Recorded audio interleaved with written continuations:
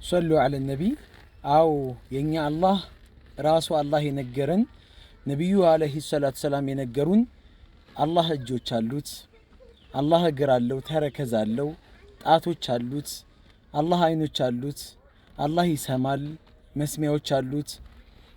ነገር ግን ከይፍያውን ወይም ደግሞ ሁኔታው እንዴት እንደሆነ ግን አናቅም።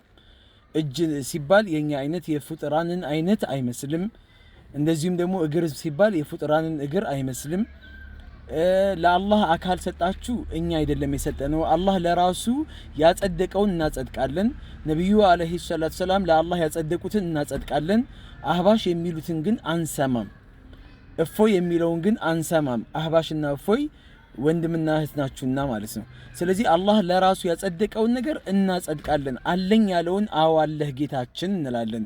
የለኝም ወይም ደግሞ ያልነገረንን ነገር ደግሞ አልነገረንም ብለን እንቀመጣለን።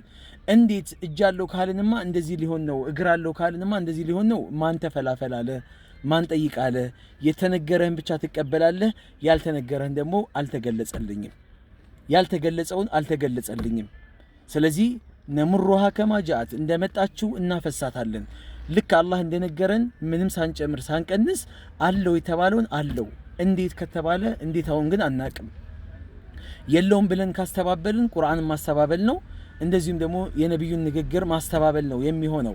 ስለዚህ ምንድነው የተቀመጠውን ነገር እንቀበላለን፣ እናጸድቃለን። እናንተ የምታመልኩት አካልን ነው፣ እናንተ የምታመልኩት ሌላን አላህ ነው ካላችሁ እናንተ የምታመልኩትን ደግሞ እናያለን። እስቲ እናንተ መጀመሪያም ጠማችሁ ሰዎችን የምታጠሙ የሆናችሁ ፍጥራኖች ናችሁ። አህባሽ የተባላችሁት አካሎች የሱፊያን ለምድ ለብሳችሁ የመጣችሁ የእፎይ ተባባሪዎች፣ የካህዲያኖች ተባባሪዎች፣ የና አቡ ጀህል ደጋፊዎች የሆናችሁ ናችሁና እናንተ የናንተን አቂዳ የናንተን አቋም ለህዝቡ እናጋልጣለን።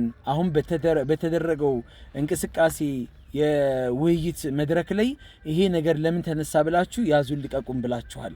ስለዚህ ወለው ከሪሃ መን ከሪሃ የጠላ ቢጠላ ምንም ያህል ብትጠሉ ሙቱ ቢገይዚኩም እርር ድብን እንዳላችሁ ትሞታላችሁ እንጂ አስማኡ ሲፋት አላህ ለራሱ ያረጋገጠውን ያጸናውን እናረጋግጣለን፣ እናጸናለን።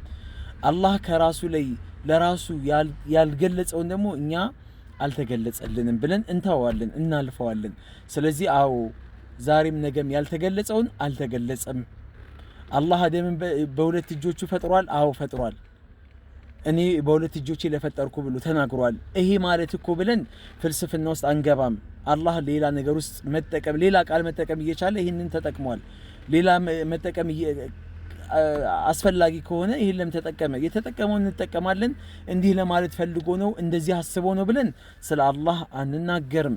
የተባለውን እንላለን። አደብ ያዙ፣ ስርዓት ያዙ። ላለሁ ሰላም አለይኩም ወራህመቱላሂ ወበረካቱ።